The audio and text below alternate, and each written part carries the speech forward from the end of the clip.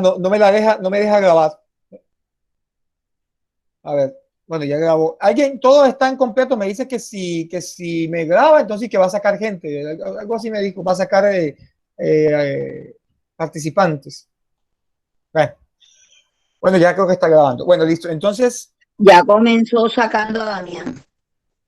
no, de ahí 22, no, siguen los mismos 22, aquí yo los tengo, no, no saco a nadie. Bueno, listo. No, no, no, no. Que ahí salió, ahí salió. Y Ajá. que No, ahí hay 22 participantes, aquí están. Bueno, déjenme comenzar entonces. Bueno, listo. Aquí nosotros, en este tema de imputación les voy a colocar un ejemplo. Johaira, te voy a hacer la pregunta primero a ti, va, y después los demás sí, me señor. contestan. Bueno, escucha bien. Aunque meta las patas. ¿Y tú cuándo metes la pata? Nunca. Bueno, presta atención. Ah, bueno.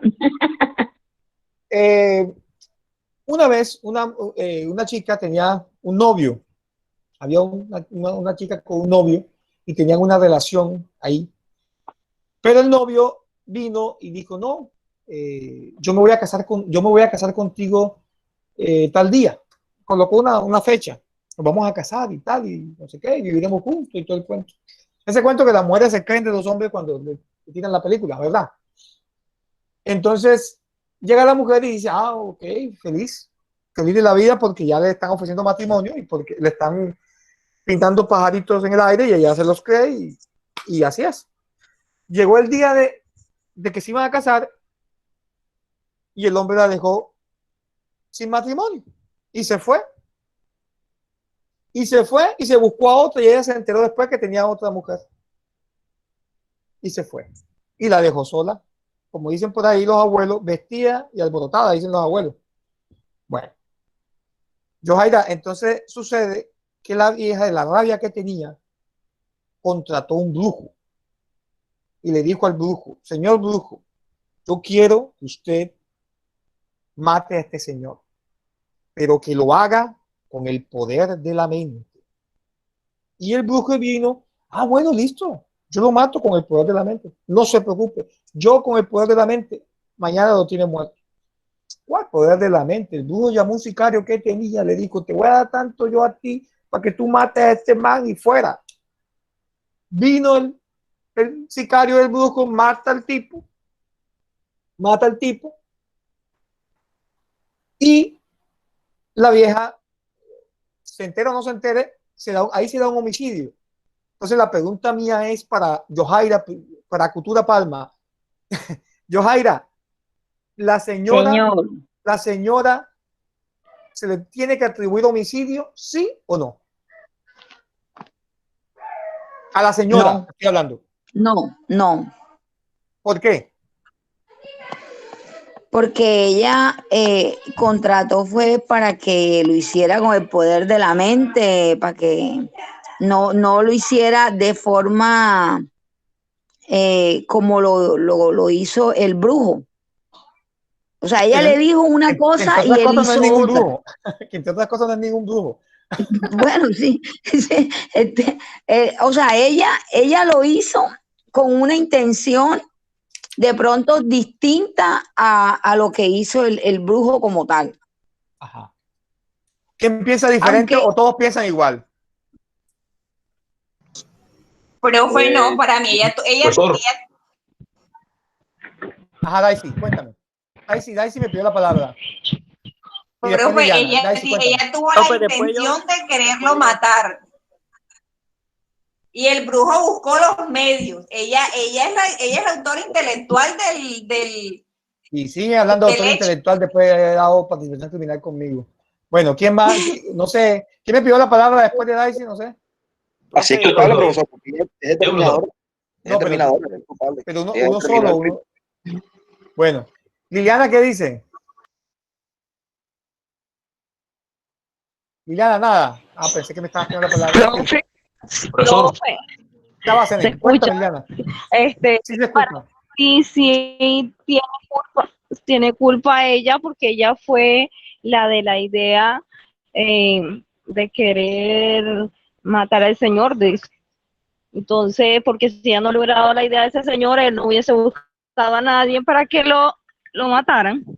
Ok. Yo todo Profesor. lo que ustedes dicen, yo lo acepto como tal porque es Eso. el criterio de cada cual. Dime, Sene. Yo pienso de que ella es la determinadora para que se diera esto. Aunque a ella lo que le interesaba era que lo matara. O sea, que después de que era sacar excusa, pero ella realmente el objetivo de ella era que se muriera el señor. Ajá. Eso yo. Ajá, listo, Sene, perfecto. ¿Quién más? Profe, yo pienso que sí es la que determina eso, porque igual, si ella no le dice eso al brujo, pues el brujo no hubiera mandado a los sicarios a que cometieran ese hecho. O sea, ella es la que determina. ¿Sí? O sea que Yohaira está equivocada. No, ese es su pensamiento. Usted está diciendo que No. Aquí estamos hablando de, tú estás contra, no. El hecho de que uno diga algo está en contra de otro expositor. Si de pronto yo digo algo y digo, no, es que eso no es así porque sí es responsable, Yohaira dice que no. Entonces estás en contravía con ella. Claro que sí lo estás. Y todo el que diga que no está en contravía con Yohaira. Eso es obvio. Obviamente, porque así es. Si tú dices, no, sí tiene que ver, la señora está en contravía con lo que dice la compañera. Claro. Y eso no tiene nada de malo, entre otras cosas, porque ustedes pueden pensar diferente. Una cosa que uno respete y otra cosa que uno acepte que el otro está en contra de lo que uno piensa. Pero no en contra en lo malo, sino en lo académico. Y eso no tiene nada de malo. Entonces sí, pues viéndolo ese punto. Es que así debe ser. Nosotros no estamos aquí para competir con nadie. Estamos para ayudarnos académicamente. Ok, profe, perfecto. Así Okay. Profesor, Entonces, disculpe. Ajá, Sandra, cuéntame. Sí, yo pienso que independientemente de la forma que ella buscó, o sea, el medio al que ella recurrió, su intención era matar al señor, vengarse Ajá. de él por lo que le hizo, ya fuera por medio de brujería o por medio de un sicario, ella es la autora del hecho. Okay. O sea, le hicieron la judía, le prometieron matrimonio y la dejaron ahí. Bueno, Exacto. y estaba rabiosa y dijo, oye, mátalo con el poder de la mente. Bueno, entonces, ¿quién más opina para ir cerrando paneles? O ya listo, ya está ahí. Bueno. Profe. Yohaira, ya tú me dijiste tu punto de vista, no lo puedes cambiar. No, yo sigo en mi posición, porque es que nadie mata con la mente, profe. Yohaira utilizó un argumento ahí que ahorita vamos a mirar. Bueno, listo. La idea del ejercicio del ejemplo es simplemente, no lo vamos a solucionar enseguida, sino que terminemos la clase. Enseguida lo vamos a solucionar. ¿Por qué? Porque primero tenemos que mirar qué es eso de imputación objetiva. El artículo 9 del Código Penal nos habla que, obviamente, que para que la conducta sea punible tiene que haber tipicidad, antijuricidad y culpabilidad, pero la causalidad por sí sola no basta para la imputación jurídica del resultado. O sea, el hecho que la persona realice una persona realice un hecho punitivo, un hecho punible, digámoslo así, una conducta punible, la realice, no significa que solamente con eso baste para la imputación jurídica del resultado. O sea, la causalidad solamente. Tiene que haber otros ingredientes, ¿verdad? Entonces, dime. ¿Quién me habla? Liliana. Que se le escucha con interferencia. No sé si soy yo que escuchan. Y yo también te escucho a ti con interferencia. Entonces el problema es del mix. ¿Ya se escucha bien? Sí. A mí me cambió la forma de la grabación. Desde que comencé a grabar, me cambió como la escucha. No sé si se da por eso. Y me pidió una cosa ahí, entonces no sé. Al final sí es eso. Bueno, pero me están escuchando bien, ¿no? Ok. Sandra, ¿tú me escuchas? Sandra, ¿tú me escuchas? Sí, señor, perfectamente. Elías, ¿tú me escuchas, Elías? ¿También? Ok. Elías como que no está. Elías. Bueno. Yo también lo escucho perfectamente. Listo, Alonso. Ok. ¿Eres Alonso? Claro, profesor, sí estoy en clase y lo escucho perfectamente. Tranquilo. Ok, Elías. Listo. Entonces, lo que hay que mirar es que la causalidad, o sea, el hecho de que se cause es lo que significa este artículo, porque es que no significa que si el hecho se causa por X y motivo, va a ser suficiente para decir que yo debo imputarle a esa persona. Es como el hecho, por ejemplo, del tipo que, ¿se acuerdan el ejemplo pasado que les coloqué en clase pasada? Cuando el tipo mata al otro porque lo coacciona. El hecho de que él lo haga no significa que podemos imputarle a él jurídicamente el resultado, porque es que él estaba coaccionado, ¿se acuerdan? Entonces, en ese ejemplo, uno lo coloca y uno hace caso a este elemento que nos da el Código Penal en su parte dogmática. Oye, el solo hecho que la conducta se dé no significa que tenga que atribuirle al tipo que mata esa muerte porque el tipo estaba sin voluntad. Entonces, nosotros tenemos que buscar una manera de buscar una imputación que sea coherente ¿a qué? Al querer, a la idoneidad, a muchos factores que vamos a ir viendo poco a poco. ¿Qué sucede? Que se crearon varias teorías. Yo siempre les explico a ustedes las teorías. Por ejemplo, las equivalencias de las condiciones.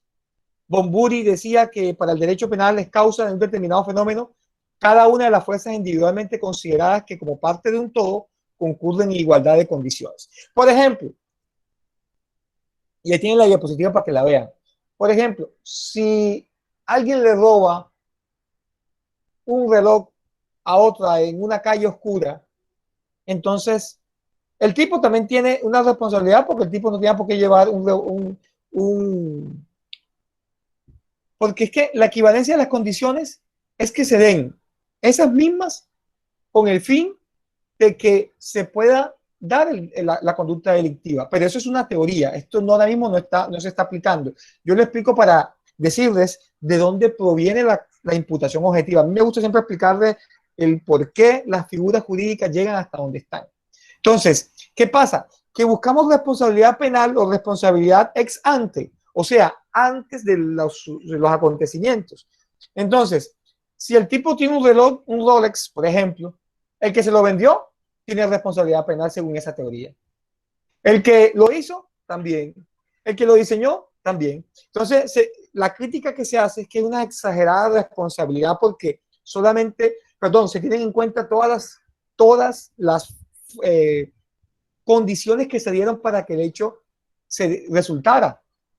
Entonces, allí encontramos una falta de juicio. Entonces, pero sin embargo, Bonbury comenzó a hablar de ese tema para buscar o para endilgar la conducta delictiva en una persona determinada, ¿no? Y eso fue lo que hicieron todos estos teóricos. Es más, esto es lo que hacen los fiscales día a día. ¿A quién le imputo la conducta? Cuando usted sea fiscal, si alguno de ustedes es fiscal, porque puede pasar, o juez penal, tiene que buscar a quién se le puede atribuir la conducta delictiva. Tiene que tratar de buscar todos los elementos materiales probatorios y evidencia física en la cual yo pueda decir, hombre, el que fue esta persona. ¿Por qué? Porque hay una teoría probatoria que lo avala, una teoría fáctica y una teoría jurídica. Si yo tengo esas tres proposiciones, fáctica, valorativa, jurídica, probatoria, entonces ahí tenemos nosotros ya la creación de toda una cadena que me lleva a la responsabilidad penal de quién. Eso se conoce como las teorías que más se manejan para saber o para nosotros poder entender a quién se le debe atribuir una conducta dependiendo no solamente de la causación, sino de otros factores que vamos a mirar en esta clase.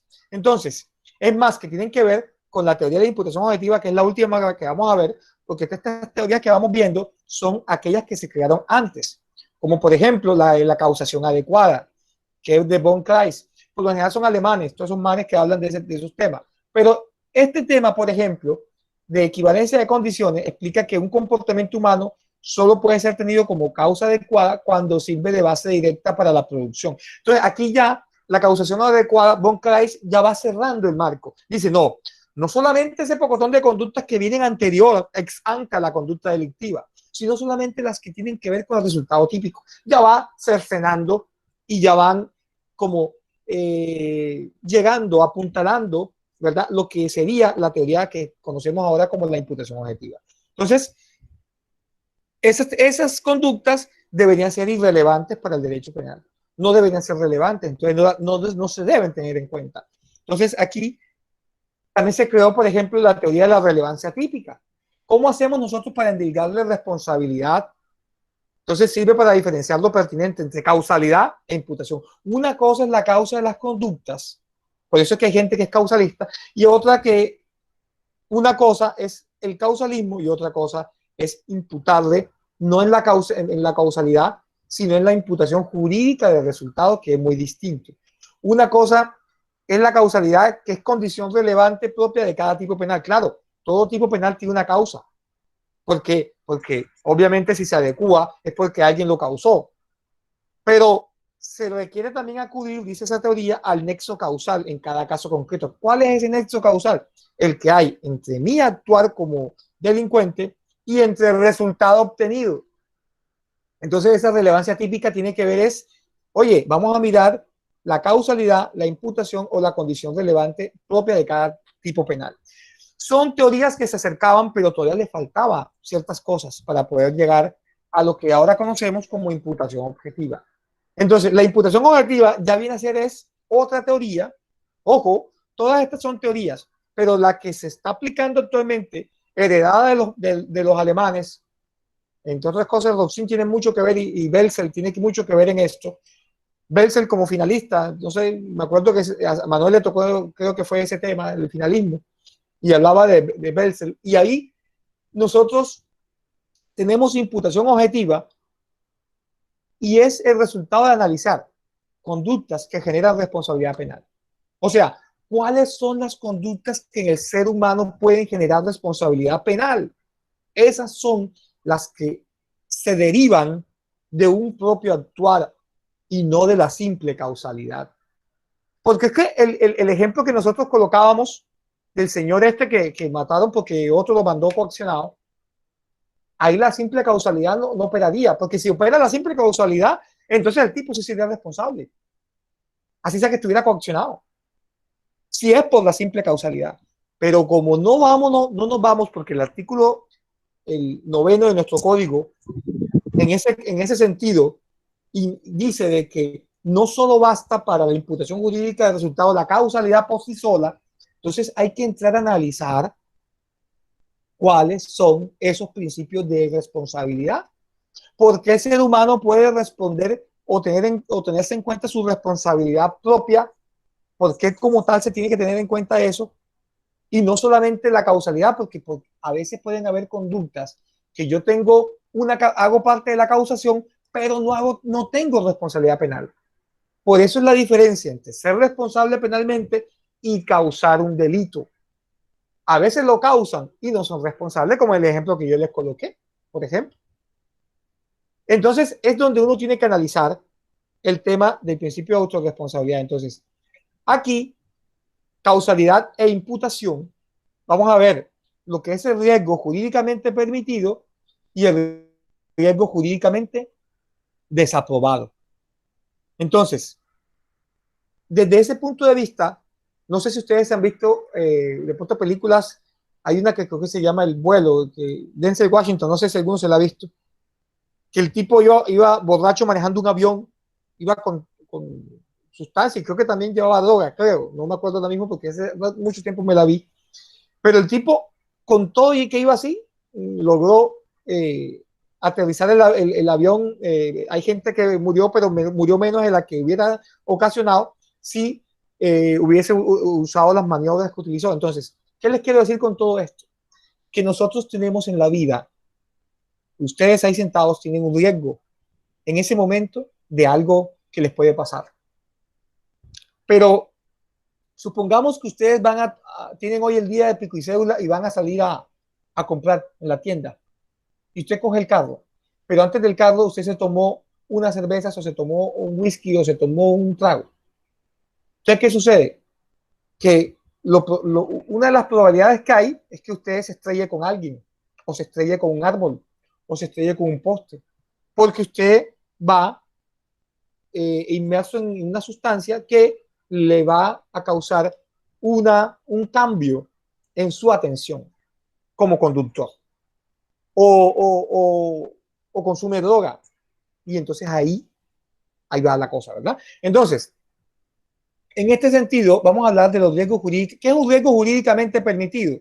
Montarnos en un avión es un riesgo jurídicamente permitido. Los seres humanos nos permitimos tomar riesgos, pero es un riesgo que es permitido jurídicamente porque va amangualado de de toda la prevención que se tenga que tener. Porque si tú tienes un vuelo en un avión o de aquí a Bogotá y el avión está en óptimas condiciones y el avión y los aeropuertos también, donde aterrice, donde despegue, no vas a tener ningún problema. Es un riesgo jurídicamente permitido. Pero ¿qué pasa si el piloto va licorado? ¿Qué pasa si el piloto apenas acaba de pronto de ganar el curso de pilotaje y apenas va de su primer vuelo? ¿Qué pasa? Entonces son circunstancias que pueden llevar a cabo un riesgo jurídicamente desaprobado, podría llevarlo. Entonces, ¿qué significa? Que cuando uno aumenta el riesgo permitido, hay probabilidades de que esa determinación de riesgo sea atribuible a ti, porque generaste o de pronto no estabas preparado para ese vuelo o de pronto te tomaste unos tragos que no te dejó ver cómo ibas a aterrizar y te fuiste contra unos árboles y mataste un poco de gente. Entonces, allí es donde vamos a mirar o donde vamos a tener en cuenta cuando hay un riesgo permitido. Tú, por ejemplo, vas en la calle caminando y de pronto alguien está reparando las líneas de alta tensión y no colocan que no se puede pasar en ese momento y no colocan señales de prevención ni le dicen a la gente que no pasen por aquí, sino que no les dicen nada y se cae una línea de esa de alta tensión y te mata.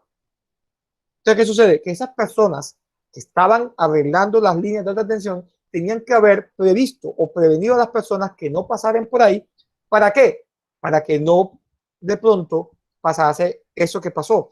¿Qué sucede en ese sentido?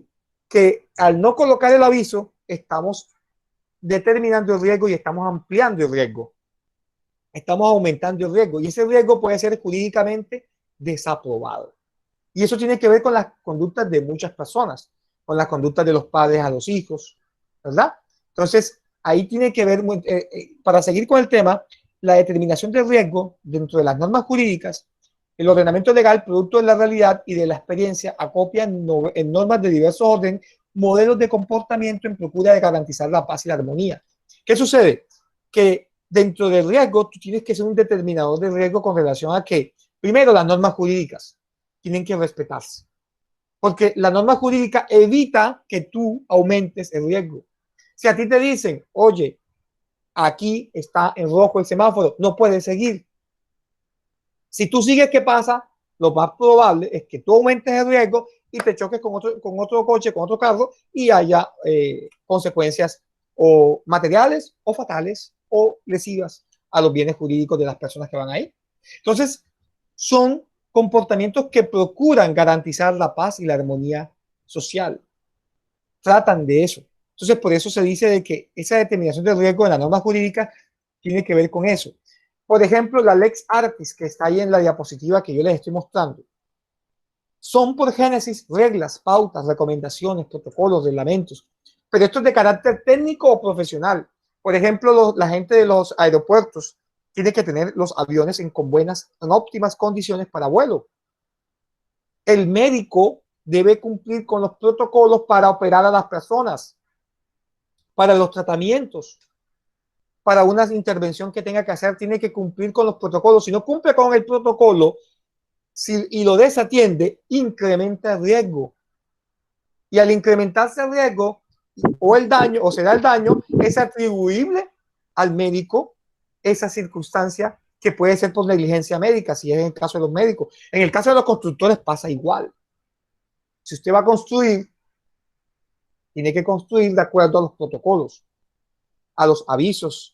Por aquí no puede pasar, señora, porque le puede caer un ladrillo. Usted no ve que a veces están construyendo y colocan como una especie de avisos para que usted no pase por ahí. Claro, porque es que está en una zona de riesgo. Si yo voy y camino por ahí, puede pasar. Ahora, no significa que no pase, pero puede pasar que me caiga una piedra y me haga un daño o me pate. Entonces, la idea es que tengamos en cuenta de que a quién le podemos nosotros atribuir o achacar conductas delictivas con relación, por ejemplo, a la alteración del riesgo permitido que nosotros nos hemos permitido jurídicamente como ciudadanos y como sociedad. Usted conducir un vehículo, eso es una actividad riesgosa. Cuando se monta en un tren, actividad riesgosa, pero es jurídicamente riesgosa. Pero ya cuando ya hay circunstancias en la vía que no fueron tenidas en cuenta y los rieles del tren están mal colocados y cuando pasa el tren por ahí se va a salir, ya eso es otra cosa. Entonces hay que buscar la responsabilidad en quienes tienen que colocar esas rieles como deben ser. En quien cambia, por ejemplo, hay una responsabilidad, posición de garante, y eso tiene que ver con el artículo 25, la posición de garante. El tipo que manipula, eso se da mucho en Europa, aquí porque no hay tanto tren, el tipo que manipula los rieles del tren para que cambien de sentido, para que el tren ya vaya para otro lado y no vaya para acá, porque si se va para acá se estrella con otro. Entonces, el que maneja los rieles, si el tipo viene y está borracho y cambió el riel donde no era, puede ocasionar puede tener responsabilidad penal porque aumenta el riesgo. O como el tipo que está controlando los vuelos, el que está en la cabina de controlador de vuelos. Oye, si viene un avión, tienes que decirle al otro que no aterrice todavía, porque está aterrizando el que primero tiene permiso, porque pueden estrellarse los dos. Y ha pasado casos donde ha habido accidentes atribuibles. Si quieren, búsquenlos en YouTube para que vean. Ha habido accidentes atribuibles a los controladores aéreos. Entonces, son circunstancias que hacen que tú asumas o aumentes el riesgo teniendo en cuenta la conducta que se va a cometer. Entonces, ahí encontramos que se incumplan normas jurídicas, que se incumpla la lex artis. La gente cree que es mentira. Oye, si te dicen colócate tapabocas, colócate tapabocas. Oye, si te dicen que aquí en un área peligrosa porque hay virus, hay que colocarse tal cosa, tal vestido, colóqueselo. Porque si no, aumentamos el riesgo.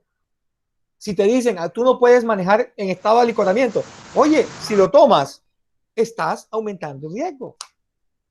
Si tú vienes y vas a asumir una posición de garante y no tienes, y de pronto vas a hacer algo indebido que lo aumenta el riesgo, entonces allí se comienza a mirar a quién se le puede atribuir la conducta, teniendo en cuenta el rompimiento de ese riesgo permitido, teniendo en cuenta normas jurídicas, lex artis, y aquí está, por ejemplo, el modelo diferenciado. Su aplicación se presenta subsidiaria cuando frente a un caso concreto no es posible aplicar las normas jurídicas o técnicas, debiendo tener como referente el comportamiento del hombre medio o prudente. Entonces, ¿qué pasa? Que cuando no hay normas jurídicas o técnicas, entonces hay que actuar con prudencia, nos dice el modelo diferenciado. No solamente porque hay casos de pronto donde no hay normas, pero oye, si eso es un barranco y allá hay un abismo, no camines por ahí. ¿Qué haría un hombre prudente? Camina en la otra acera. ¿Por qué? Porque si viene un carro de este lado te asusta o te puedes caer y ahí vas a morir, porque es un abismo. Entonces, camina en la otra acera para que puedas resguardarte. Entonces, como un hombre prudente lo haría si no hay normas. Entonces, a eso se define cuando hablamos del modelo diferenciado. Entonces, ¿qué sucede? Que dentro del deber de información y advertencia de peligro, y este ha sido un ejemplo que les he colocado desde que comencé la clase, el tipo que no coloca señales. Por ejemplo, esta particular forma de responsabilidad penal tiene por fundamento la obligación que le asiste a toda persona que pretende ejecutar una actividad de riesgo jurídicamente permitido de prever el peligro y de las posibles consecuencias que acarrearía el asumir una determinada posición práctica con relación a la ley. Por ejemplo, cuando usted va en un avión, ¿qué hace la azafata? Le muestra dónde está el chaleco ese que si uno pasa algo, lo toma. ¿Dónde están las salidas del avión? ¿Cómo debe colocarse el cinturón de seguridad? ¿Qué pasa si hay una despresurización? Le caen unas máscaras de allá arriba, ¿qué va a hacer con ella? Eso es lo que le explica. Eso es una forma de prever. ¿Por qué? Porque es una actividad riesgosa. Entonces, ante actividad riesgosa, se debe preparar para esto. Porque en los países donde hay terremotos, o sucede mucho los terremotos, comienzan a crear los edificios antisísmicos por lo mismo, para evitar, porque si los construyes sin eso, aumentas el riesgo de que el primer terremoto se caiga ese edificio. Entonces, todo eso tiene una razón de ser con relación a esto. Ahora, el juez Cuando valora la conducta, debe tener en cuenta la capacidad, la idoneidad, la previsibilidad y la experiencia. En cuanto a esto, hay que mirar si la persona que se le va a colocar esta conducta tiene la capacidad para hacerlo, o sea, que si tiene sus 5 sentidos bien ubicados, porque eso es lo primero, si la conducta fue idónea, si hubiese sido previsible y si tenía experiencia en lo que estaba haciendo para asumir ese riesgo. Entonces, eso es lo que valora el juez al momento de pronto de asumir una atribución de una conducta delictiva por una imputación, por una desaprobación o aumento de riesgo permitido.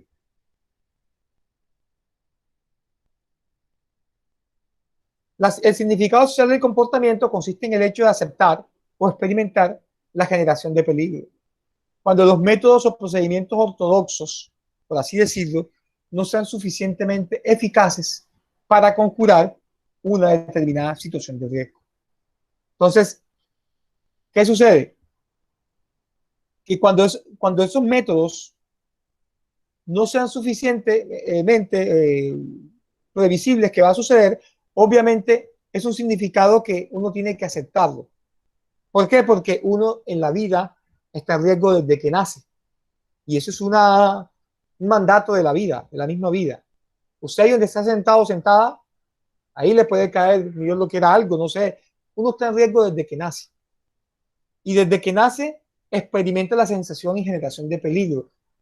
¿Ya? Entonces uno tiene que esto lo que significa es que nosotros como sociedad tenemos que buscar la manera de conjurar. ¿Qué pasa con el COVID? Eso es un ejemplo muy claro para eso. La gente trata de buscar la vacuna para el COVID. Los científicos, la comunidad científica, a nombre de nosotros, porque ellos hacen parte de la sociedad. ¿Con el fin de qué? Oye, de que nosotros como sociedad no perezcamos, no se nos acabe la vida por un virus. Porque nosotros creamos o hacemos, creamos hospitales. Oye, para conjurar una crisis de salud que haya. ¿Por qué fortalecemos el sistema de salud? Para conjurar una crisis de salud que exista en un futuro. Con el fin de... ¿Por qué? Porque hay un significado social del comportamiento. El comportamiento humano está supeditado a lo que la sociedad como tal se realice con el fin de autoprotegerse. Usted como ser humano se autoprotege, pero también se arriesga y también toma riesgos y también a veces aumenta el riesgo. Entonces, a veces no hay que aumentar el riesgo. A ver, si yo me voy ahora mismo a salir para todos lados, lo más normal es que cojas un COVID. Así, ¿también te puede dar en tu casa? Sí, pero es menos probable que te den en tu casa encerradito pidiendo todo a domicilio y desinfectando todo lo que llegue, que si te vas ahora mismo para allá, para qué sé yo, para algún barrio donde haya mucho COVID. Porque lo más probable es que hasta en la zona de los árboles va a haber COVID y te vas a contagiar. Entonces, es lo mismo, buscar la manera de protegerte. Este principio es importantísimo, principio de confianza dentro de la teoría de la imputación objetiva. Tiene por fundamento las reglas de la experiencia. Esto se aplica tanto para conductores como para médicos en toda la teoría de la imputación objetiva. Tiene por fundamento las reglas de la experiencia y el comportamiento reglamentario, resultante de la sincronía que debe reinar entre personas que ejecutan actividades dependientes o de conjunto, en las cuales cada uno de sus partícipes espera a los demás integrantes un cabal y ejemplar desempeño respecto del rol asignado. Supongamos que el médico está operando, el cirujano, y él hizo bien su operación, cumplió todo su protocolo, cortó lo que iba a cortar, unió lo que iba a unir, hizo todo bien. Resulta que dentro de los protocolos está la función de la enfermera, por ejemplo, de cerrar la herida, por ejemplo. Supongamos que la tiene ella, no el médico, porque el médico ya operó. Y ella en el cierre de o un médico que le toque cerrar, no a él, al que operó ya se fue y ya terminó. Pero supongamos que el que está cerrando se le va un bisturí y se muere la persona por un desangrado. Nosotros en primera vamos a pensar enseguida, no, fue el médico. El médico fue quien operó y él es el que tiene la responsabilidad. Entonces, yo digo, y nosotros según este principio, yo digo no, el principio de confianza me dice a mí que yo debo confiar en los demás con relación al rol. ¿Se acuerdan cuando hablábamos del funcionalismo? Que decíamos el conjunto de roles que esperamos que los demás cumplan con los roles que tienen para efecto de que nosotros también cumplamos con los de nosotros y se cumplan las expectativas. Eso es, esta teoría es una hija del funcionalismo. Por eso las escuelas son tan importantes. Por eso cuando yo doy clase de penal general no pelo una para dar escuelas de derecho penal, porque de ahí vas a entender lo demás. El funcionalismo es eso. Entonces yo confío en lo que el otro tiene de acuerdo al rol que la ley le ha asignado o la norma o el protocolo. Entonces, por ejemplo, si yo vengo, las responsabilidades que está cerrando y el médico, si buscamos la responsabilidad de manera objetiva o de manera jurídica del resultado, el responsable desde el punto de vista material de esa conducta o ejecutor de la negligencia médica como tal, sería el que está cerrando. Si es la enfermera, si no es el médico que ayuda, bueno, el médico que, pero ese sería el que está, al que hay que atribuirle ese descuido. Porque si yo voy a cerrar, yo no tengo nada que hacer con bisturías al lado. Y el protocolo me dice que yo nada debo utilizar lo que debo usar. Ahora, si tuvo una negligencia o tuvo una responsabilidad en que eso se vaya ahí, ya eso es de él. ¿Por qué? Porque el médico confía en que él va a hacer su función. Es como yo tengo a cargo de defensores públicos en la defensoría y yo le doy un caso a un defensor público. Señor, le asigno este caso para que usted lo asuma. Y el defensor viene y no le comunica nada al usuario. No presta bien el servicio y hay una falla en el servicio, por decir algo. Yo como supervisor de él no me di cuenta porque a mí nadie me dijo, ni el usuario, ni él, ni nadie. Pero después salieron y demandaron y encontraron que hubo una falla en el servicio.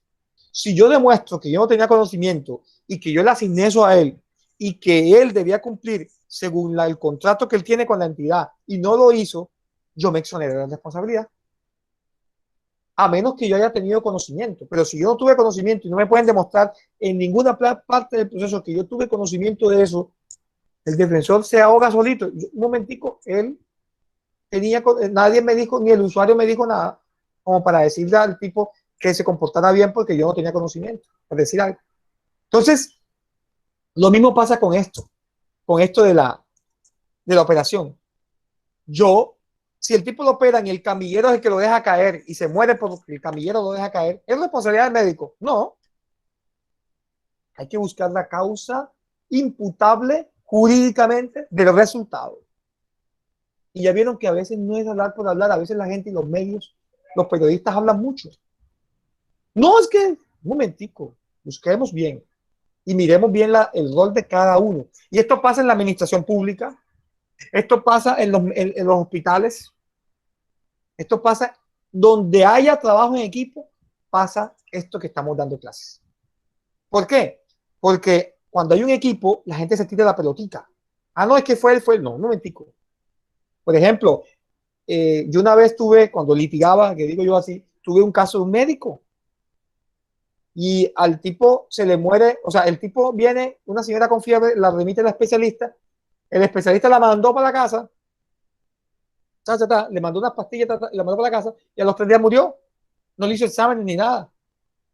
Entonces le querían atribuir responsabilidad al primer médico y le decía, no, un momentico, pero es que el médico de urgencia, primero que todo, lo que hace es remitirla al médico especialista porque él había visto, a pesar de la revisión que él había hecho, consideró que era de un especialista y lo hizo y el especialista no le mandó a hacer exámenes, por ejemplo.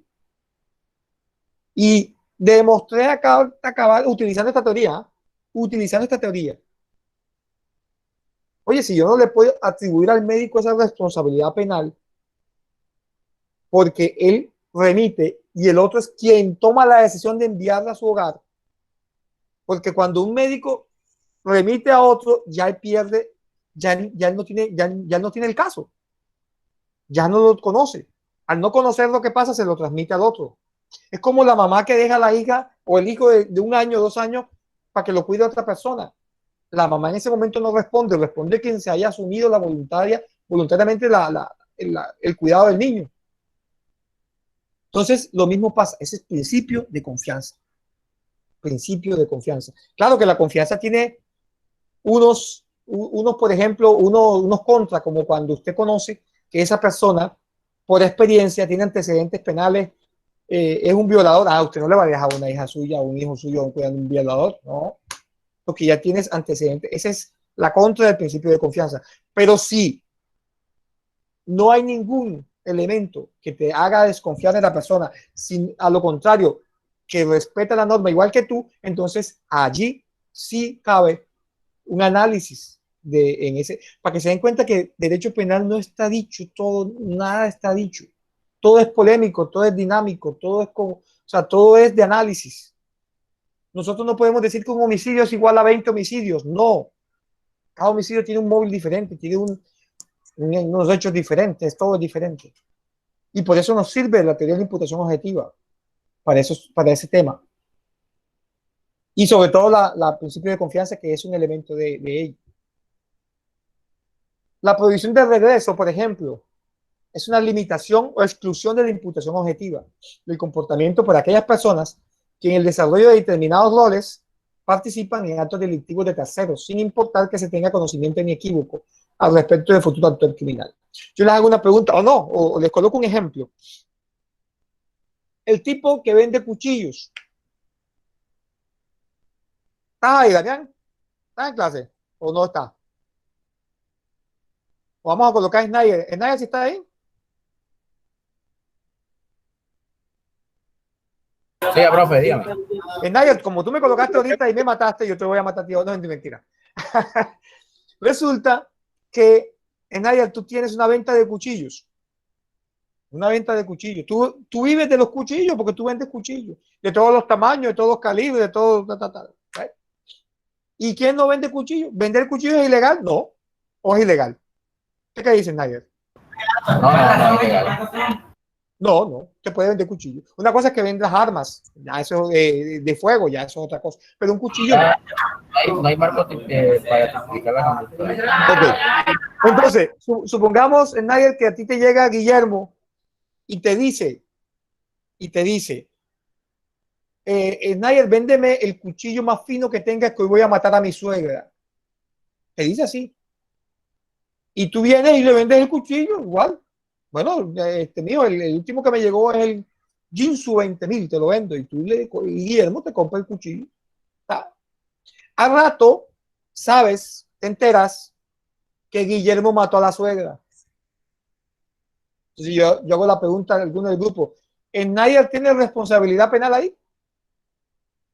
O Snyder, tú mismo, contéstame, primero. No, pero no tiene responsabilidad penal porque primero el arma que estoy vendiendo no es ilegal. No, pero él te dice que va a matar a su suegra. ¿Tú qué dices de eso? Sí, o sea, yo solo vendo porque es mi sustento diario, ¿me entiendes? Pero independientemente de lo que vaya a hacer con él, no tengo la responsabilidad porque yo no sé si él me lo está diciendo en serio y si los ejemplos de aquello donde la autoridad que conoció el caso, mire, él me compró el cuchillo a mí porque... profe. Dime, John. Dime, John, tranquilo, hablen. Y esa es la idea. La idea es compartir todo esto, ¿no? Y decir lo que pensamos, no importa, sea que estemos equivocados o no, no importa. La idea es que nos equivoquemos en clase, pero no afuera. Que nos equivoquemos aquí. Este es el escenario para que se equivoquen. Pero eso sí les digo, equivóquense, pero si se equivocan, corrijan. Corrijan porque mañana más tarde esto les va a servir mucho. ¿Sabes cuánta gente ha salido por manejar bien manejadita la teoría de la imputación objetiva de la cárcel? Los que tú quieras. Porque a veces hay que entender el derecho penal distinto para poder tener en cuenta. No es que nosotros somos pasionales, es que a los violadores de niños hay que quemarlos. No, un momentico. Uno tiene que ser aterrizado en la vida. Y más en materia penal. Estamos hablando de penas, de castigo. No es fácil.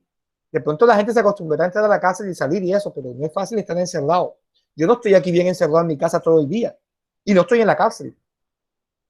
Pero llega un momento en que me desespero y salgo.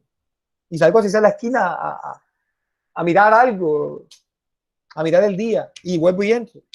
¿Por qué? Porque no estamos acostumbrados a estar encerrados. Los seres humanos nacimos para ser libres, para tener libertades. Y es un aspecto que obviamente hay que mirar. Ahora, Snyder vende cuchillos. Entonces, ¿qué dice la teoría de prohibición de regreso? La teoría de prohibición de regreso es que excluye a la imputación objetiva comportamiento de esas personas que tienen un determinado rol social. Él vende cuchillos, esa es su profesión, no importando para qué lo utilicen. ¿Ya? Entonces él no va a participar en el acto de que si mataron a la suegra del otro compañero, porque así sea que le digan eso, él lo que hace ese es su rol, vender cuchillos, y no se le va a regresar esa conducta a él. Entonces, en ese sentido, y entre otras cosas, porque es una actividad cotidiana, él vende los cuchillos todos los días en el mismo sector, en el mismo barrio, indistintamente para qué vayas a utilizar tu cuchillo. Es como el tipo que vende el veneno en la Juliao, él vende cianuro. Yo no sé, hubo un tipo que hace como 6 meses, un año, no sé, murió, y lo vieron cuando el tipo iba a comprar la Juliao en Bogotá, el cianuro, y que iba a saber el vendedor de cianuro que el tipo se iba a matar. No, ellos venden la sustancia. Ya tú lo que hagas con la sustancia es tu responsabilidad. Entonces, lo relevante es eso. Pero eso, ¿quién lo dice? Esta teoría. Esto lo dice, es hija, ese razonamiento es hijo o hija de esa teoría que se llama teoría de prohibición de regreso. Estoy dando un tema que se llama que todo en especializaciones en derechos penales. Y ustedes lo están viendo en penal general, en pregrado. Y a mí eso me gusta porque a la gente hay que motivarla para que busquen el conocimiento. Busquen el conocimiento y eso sí, amalgamado de los valores, del respeto por el otro. No ser abogado para robarme plata o para irme a una alcaldía a dejarla en cero. No, señor. Que de mis estudiantes digan y yo escuche cuando esté más viejito, porque la vida pasa. No, es que Snyder ha sido un buen alcalde, Snyder ha sido un buen fiscal, Guillermo ha sido un buen juez, ¿verdad? Las chicas del curso también, Diana, Liliana, sean unas buenas abogadas, pero no que me digan miércoles que capturaron al fulanito, no, eso sí no, porque la idea es que ustedes apliquen todo esto, pero con valores. El derecho tiene que estar acompañado de respeto por el otro y respeto por lo que uno hace y dejar siempre buenos precedentes donde uno vaya, donde uno trabaje, siempre, porque eso es lo que habla bien de uno. Cuando uno hace las cosas bien, hablan bien de uno y uno no va, a uno no le va a faltar el trabajo, métase eso en la cabeza. Cuando uno hace las cosas bien, cuando las haces mal, no te recomiendan, eres flojo, no, esta persona no es trabajadora, no es analítica, tiene mañas, no, eso hay que tenerlo en cuenta. En esa misma teoría, Claudia López dice que son casos de colaboración dolosa o culposa de un tercero sin responsabilidad. Ella le llama a esa teoría de prohibición de regreso como participación aparente. Prohibición de regreso y comportamiento inadecuado de la víctima y acción de tercero. Entonces, aquí hay unos ejemplos que yo coloco. Carlos, con la intención de matar, hiere levemente con arma blanca a su enemigo, quien es auxiliado y trasladado al hospital por parte de algunos testigos. Entonces, ahí miramos, ojo, con la intención de matar, hiere levemente con arma blanca a su enemigo, quien es auxiliado y trasladado al hospital. Eso tiene una respuesta clara. ¿Quién me la dice? ¿Qué pasa ahí con relación a la teoría que estamos viendo? Si yo hiero levemente a alguien, así sea que vaya con la intención de matar, ¿ustedes qué dicen? Yohaira, no sé, alguno. Es tentativa, profe. No. Es atribuible, es que es atribuible la tentativa de homicidio en Carlos y hiriéndolo levemente con un arma blanca. Sí, es una tentativa. ¿Qué dicen los demás compañeros? Lesiones. Una lesión personal, profesor. De acuerdo a la magnitud de la gravedad, pues. Eso yo. Pero es que el ejemplo está diciéndote que hiere levemente, Cene, te lo está diciendo. Ojo. Entonces si es lesión personal, levemente ya es una lesión personal. Pero hay que leer bien, Yohaira. No hay que contestar así, ¡pah! Hay que leer bien. Por eso el ejemplo que les coloqué del brujo también tiene su caída. Y Yohaira, a ti te fue bien con el ejemplo del brujo. Porque es que una de las conductas o una de las razones por las cuales se cometen las conductas es el principio de idoneidad punitiva. O sea, yo tengo que utilizar actos idóneos. Miren este ejemplo, por ejemplo. El médico de turno en estado de agudo de embriaguez lo interviene en forma que no corresponde, ocasionándole la muerte como queda de manifiesto en el dictamen médico forense correspondiente. Entonces, en estado agudo de embriaguez, ¿qué médico se va a operar en estado de embriaguez? Entonces, ¿qué sucede? Que allí, lo más probable es que se aumente el riesgo. Ahora, no significa, y les voy a decir algo, no significa de que el hecho de que un tipo esté en estado de embriaguez no pueda operar bien. Puede que opere bien y pueda que le vaya bien. Pero el solo estado de estar embriagado aumenta la determinación del riesgo. Lo aumenta. ¿Por qué? Porque ya no vamos a mirar a un médico en sus cabales, sino un médico bajo una sustancia que le puede dar dependencia, que le puede hacer ver las cosas diferentes, que obviamente no va a manipular los elementos de cirugía con el mismo esplendor como lo haría sin eso. Entonces, allí vemos que aumenta el riesgo. Ahora, yo no quiero decir tampoco que si el médico opera bien y estando embriagado y la persona fallece, pero por otra causa, no vamos a decir porque el médico estaba borracho y se murió, porque operó bien a pesar de, porque miren, es que ese es el cuento de este tema, que hay que analizar cada caso en particular, porque a veces el mismo aumento de riesgo, a pesar de que esté aumentado, no significa de que el resultado es por el médico. Puede que el médico haya operado bien, así sea que esté embriagado, pero operó bien. Entonces hay que demostrar en la defensa del tipo de que el tipo utilizó todos los medios y mecanismos. Que estaba en grado de embriaguez. Bueno, sí. Claro que agudo no creo que le vaya bien al médico. Un grado agudo debe, o sea, lo probable es que haya un daño, porque cuando habla de estado agudo de embriaguez, estamos hablando de una persona muy borracha. Y yo no creo que una persona borracha opere bien. Entonces, pero sin embargo, es analizable todo esto. Esto es analizable, esto es mirable desde ese punto de vista. Ahora bien, el ejemplo del brujo que les coloqué al principio de la clase, la chica Yohaira analizó muy bien el tema y lo analizó así, ¡pum!, de una. Si por ejemplo la chica le dice a él para que lo mate, pero no con el poder de la mente, yo creo que le hubiera quedado más barato contratar a un sicario. Pero le dice al brujo, va donde un brujo, no va donde un sicario.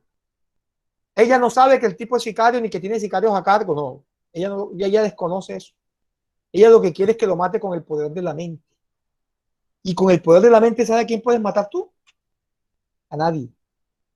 Yo desde aquí voy a matar con el poder de la mente a Donald Trump. No, no puedo. No puedo. Y yo creo que ninguno de ustedes lo va a poder hacer con el poder de la mente.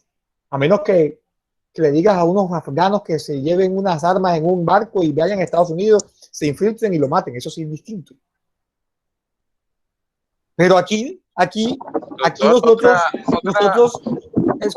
nosotros tenemos que mirar, es el tema de cuáles son los elementos que yo tengo para mirar. Entonces, ¿quién es responsable de la muerte del tipo? El brujo como determinador del sicario que lo mata.